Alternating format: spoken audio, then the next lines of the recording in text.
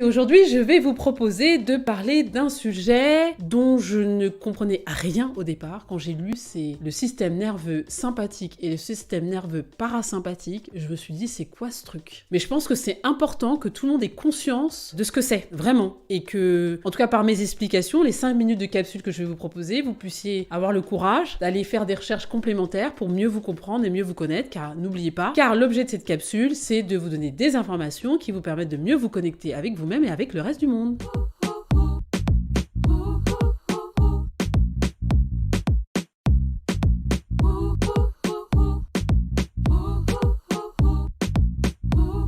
On va commencer par le système nerveux sympathique. Et là, quand on se dit système nerveux sympathique, on est censé avoir un truc sympathique. Eh ben non. Le système nerveux sympathique, c'est le système qui actionne toutes les énergies du stress, de l'anxiété. Donc du coup, c'est pas sympathique. Donc en termes de moyens mémotechniques, quand vous dites système nerveux sympathique, pensez à l'inverse. Et pour caler en fait le stress et l'anxiété et l'angoisse. Parce que c'est ça en fait. Dans ces hormones du stress, je pense qu'il y en a deux que vous pouvez retenir. Il y a l'adrénaline et il y a le cortisol. Alors l'adrénaline, c'est le stress qui est généré. Alors souvent on dit un peu d'adrénaline, ça fait du bien, etc.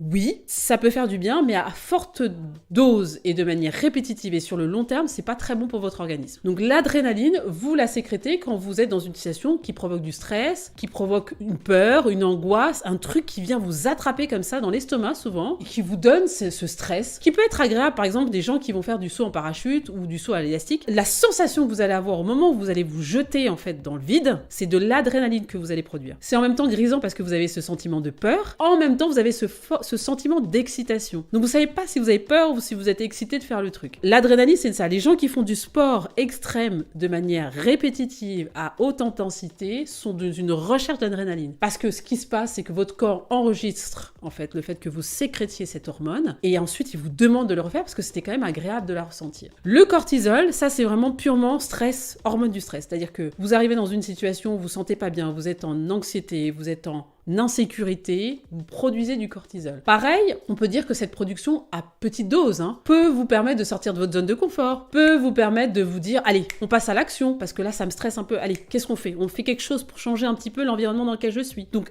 c'est bien d'en avoir, mais pas trop.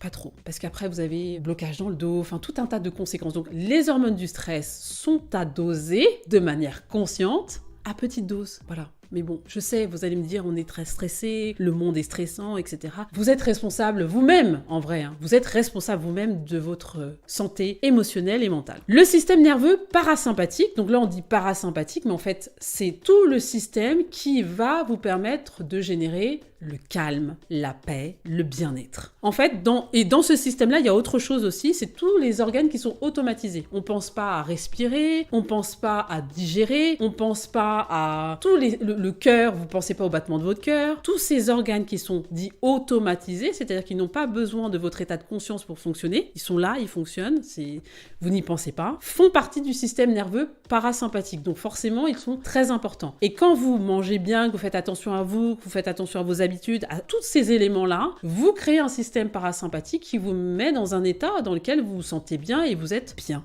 Voilà. J'espère que c'était clair pour vous. Système nerveux sympathique, système nerveux parasympathique. Ces deux éléments-là, vous les côtoyez tout le temps dans votre quotidien. C'est tout le temps. Donc c'est pas mal quand vous êtes en conscience de vous dire, attendez là, qu'est-ce que j'active comme système nerveux? Ok. D'accord? Donc la conscience, c'est ça le plus important dans tout ce que je vous raconte. Je vous souhaite une bonne fin de journée et à bientôt. Rendez-vous sur le site internet cestincroyable.world. Vous pourrez découvrir nos programmes de formation et de coaching. N'hésitez pas également à nous suivre sur les réseaux sociaux, Instagram, YouTube, Facebook et également sur WhatsApp. À bientôt.